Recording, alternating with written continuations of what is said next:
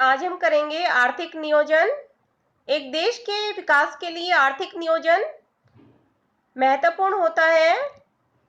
आर्थिक नियोजन एक ऐसी प्रक्रिया होती है जिसमें एक देश अपने साधनों को ध्यान में रखते हुए आर्थिक विकास के लिए निश्चित लक्ष्यों को प्राप्त करने की योजना बनाता है। देखिए, आर्थिक नियोजन की एक प्रॉपर डेफिनेशन है। आर्थिक नियोजन से अभिप्राय उस तरीके से है जिसमें एक केंद्रीय योजना अधिकारी, जैसे भारत में योजना आयोग, देश के साधनों को ध्यान में रखते हुए निश्चित समय में पूर्व निर्धारित उद्देश्यों की प्राप्ति के लिए आर्थिक कार्यक्रमों तथा नीतियों को लागू करता है।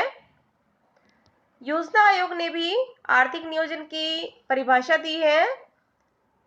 योजना आयोग के अनुसार आर्थिक नियोजन का अर्थ है स्वीकृत राष्ट्रीय प्राथमिकताओं के अनुसार देश के साधनों का विभिन्न विकासात्मक क्रियाओं में प्रयोग करना। तो सबसे पहले एक देश की जो प्राथमिकता होती है, जिस सेक्टर में उसे विकास करना है, उस क्षेत्र के अनुसार प्राथमिकता निर्धारित कर ली जाती है और उसी के अनुसार विकास संबंधी योजनाएं बनाई जाती हैं। आर्थिक नियोजन के कुछ लक्ष्य हैं। भारत में पंचवर्षीय योजनाओं के सामान्य लक्ष्य, ये नियोजन के दीर्घकालीन उद्देश्य भी हैं। तो पहला है राष्ट्रीय आय तथा प्रति व्यक्ति आय में वृद्धि। एक देश के विकास के लिए राष्ट्रीय आय और प्रति व्यक्ति आय में वृद्धि होना अनिवार्य है। भारत में राष्ट्रीय आय और प्रति व्यक्ति आय में वृद्धि नियोजन का मुख्य उद्देश्य है। राष्ट्रीय आय में वृद्धि से अभिप्राय है देश की अर्थव्यवस्था के उत्पादन के स्तर में वृद्धि करना, और उत्पादन के स्तर में वृद्धि तभी होगी जब वस्तुओं और सेवाओं के प्रवाह में वृद्धि होती है, और यह वृद्धि आर्थिक गतिविधि के स्तर में वृद्धि का सूचक है, जिसको आर्थिक समृद्धि भी कहते हैं। तो जब हम वस्तुओं और सेवाओं के प्रवाह में वृद्धि करते हैं तो इसका मतलब है आर्थिक समृद्धि, और यह कंटिन्यूअस होनी चाहिए एक देश के आर्थिक विकास के लिए। सेकंड है पूर्ण रोजगार, फुल एम्प्लॉयमेंट। भारत की पंचवर्षीय योजनाओं का एक महत्वपूर्ण उद्देश्य यह भी है पूर्ण रोजगार।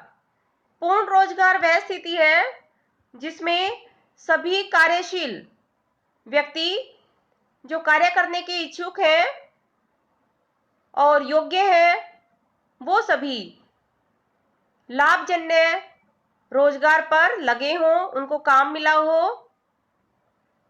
यह नियोजन का एक महत्वपूर्ण सामाजिक उद्देश्य है और देश की आर्थिक समृद्धि को बढ़ाने के लिए पूर्ण रोजगार के लक्ष्य को प्राप्त करना अनिवार्य है। नेक्स्ट है न्यायोचित वितरण। भारत में नियोजन का तीसरा महत्वपूर्ण लक्ष्य है न्यायोचित वितरण करना, क्योंकि न्यायोचित वितरण के बिना एक देश विकास नहीं कर सकता है। जब तक आय का समान वितरण ना हो तो आर्थिक विकास की जो ग्रोथ रेट है, वृद्धि दर है, वो तीव्र नहीं हो पाती है। तो इसके लिए ये अनिवार्य है कि निर्धन वर्ग को भी अपने कार्य का लाभ मिलता रहे और धनी वर्ग भी देश के विकास में अपना योगदान देता रहे। न्यायोचित वितरण का मतलब सामाजिक समानता है और भारत में नियोजन का मुख्य लक्ष्य और उद्देश्य भी है।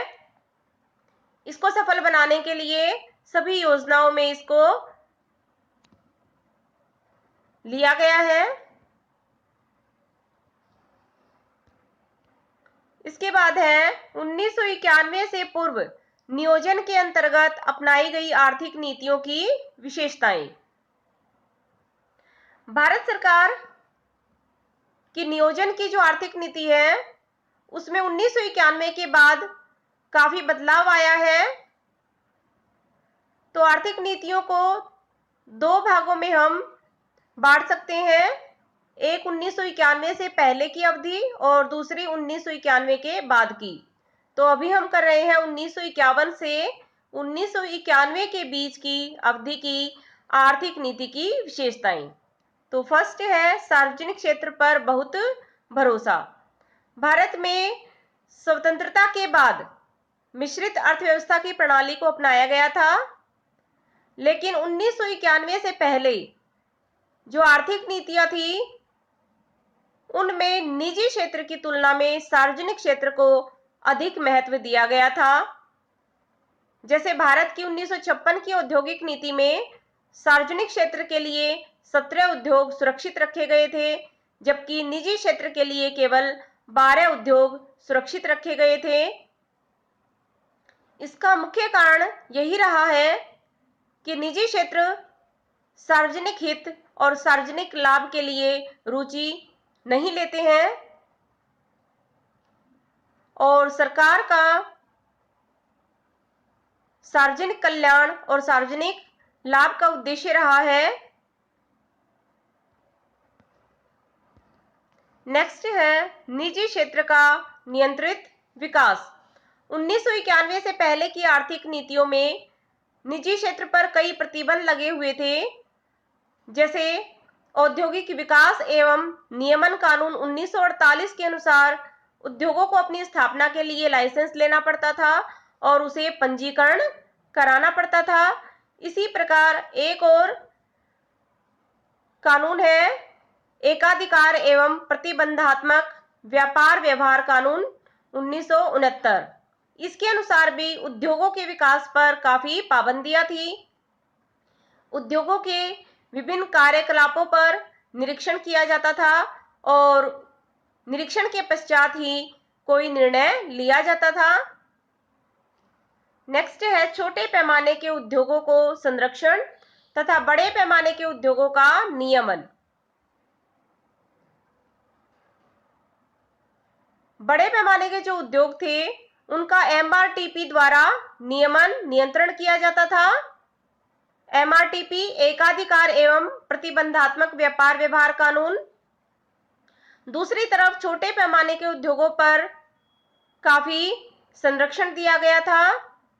लघु उद्योगों के लिए कुछ क्षेत्र आरक्षित किए गए थे और उनको कई वित्तीय संस्थाएं भी सहायता के लिए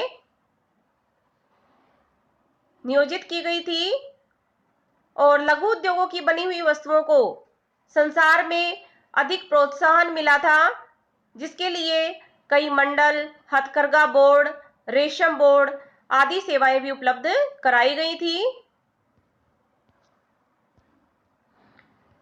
नेक्स्ट है सामरिक महत्व के भारी उद्योगों का विकास। सामरिक महत्व के उद्योग वो उद्योग होते हैं जो सभी उद्योगों के लिए एक मध्यवर्ती का काम करते हैं, जैसे बिजली का उत्पादन है, लोहा इस्पात उद्योग है, इंजीनियरिंग वस्तुओं के उद्योग हैं। इनके विकास पर काफी बल दिया गया था। नेक्स्ट है बचत तथा निवेश में वृद्धि।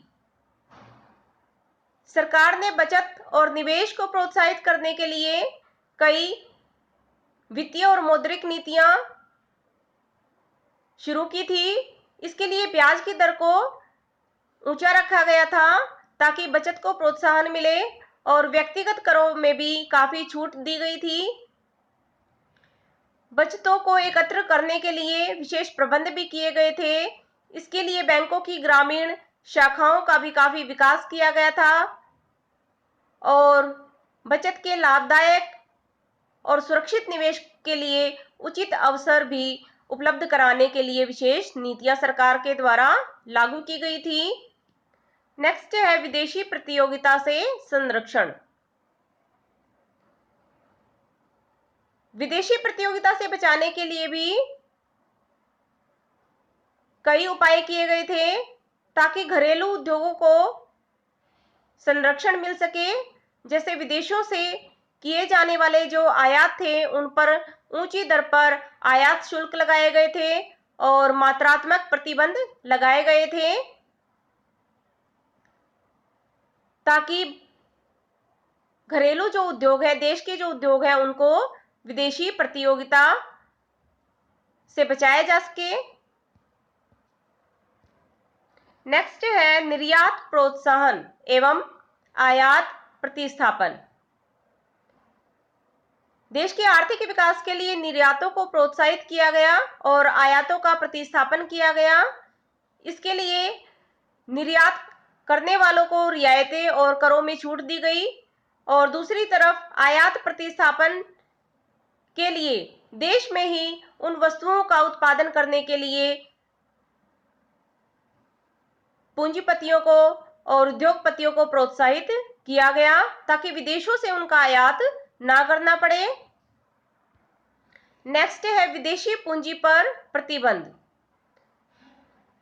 देश में विदेशी पूंजी के प्रत्यक्ष निवेश पर भी कई प्रतिबंध लगाए गए थे ताकि देश का जो विकास है वो अधिक तीव्र गति से हो सके। विदेशी पूंजी को नियंत्रित करने के लिए एक कानून बनाया गया, विदेशी विनिमय नियंत्रण कानून, foreign exchange regulation act FERA, जिसके अंतर्गत विदेशी पूंजी पर प्रतिबंध लगाए गए थे। नेक्स्ट है केंद्रीकृत नियोजन। देश के विकास की गति को तीव्र करने के लिए एक केंद्रीय नियोजन शुरू किया गया और इस नियोजन के अनुरूप ही सभी राज्यों में कार्य होता था। किसी भी राज्य में इसके संबंध में कोई विरोध नहीं था, तो एक एकीकृत प्रणाली के द्वारा विकास होने से नियोजन के लक्ष्य को प्राप्त किया जा सकता है। नेक्स्ट वीडियो में नियोजन की उपलब्धियों और उसकी असफलताओं के बारे में करेंगे।